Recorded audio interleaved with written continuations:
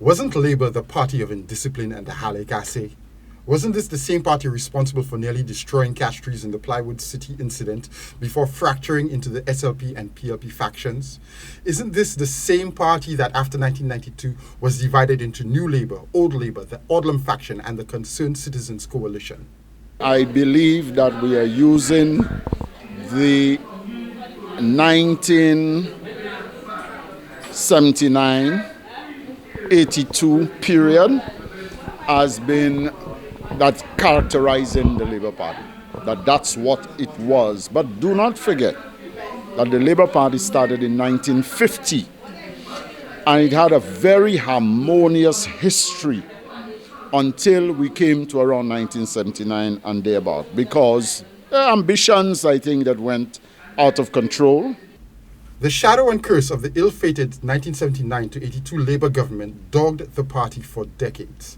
However, General Secretary Leo Clarke thinks that the Halay Kasay that kept Labour in the political wilderness for decades is the same reason why the party is such a unified political juggernaut today.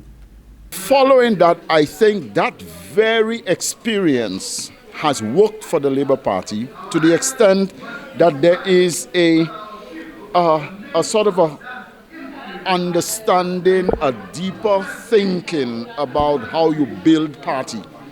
And how you build party has a lot to do with how you create internal harmony in an organization. And I think the Labour Party is almost at the zenith of that experience. But how did Labour turn their reputation for indiscipline and infighting to their advantage? Clarke gives the credit to a leader who had the single greatest election landslide victory in the history of the country.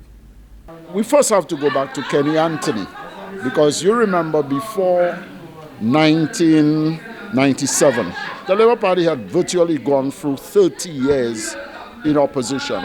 That little brief period that it had between 1979 and 1982, it squandered it. And I think that taught the Labour Party a lot of things. And then we had Kenny Anthony. Kenny Anthony brought the Labour Party together and was able to get all the forces that had before been involved in conflict and so on to come together and become peaceful. According to Clarke, the Labour Party has not changed very much at its core. It is still the party of the little man, the average woman, the children born with few opportunities. However, one of the constants that has been responsible for the change in discipline is a man who witnessed the 1982 breakdown as a very young man. He was a young, hopeless politician losing battle after battle against the unbeatable Romanus Lancico when the party fractured again after 1992. He was a Minister of Commerce and then a Minister of Tourism in the Kenny Anthony era. And then, of course, you have Philip Pierre. Philip Pierre has taken it over, and Philip Pierre is taking it now to another level. He's taking it to another level. There is no question that Philip Pierre will go down in history as one of Saint Lucia's best prime ministers. That is a value-laden judgment call on the part of Leo Clarke, a man whose job it is to support and protect the political leader of his party.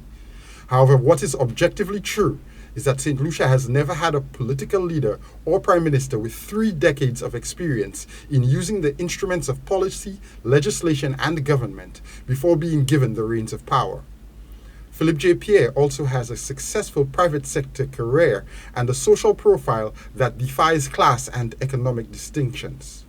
What that means is that he might be the strongest, most experienced, most difficult political opponent that the United Workers' Party has ever faced. And this time, they have no John Compton to rescue them. For Choice News Now, I'm Jason Seafley.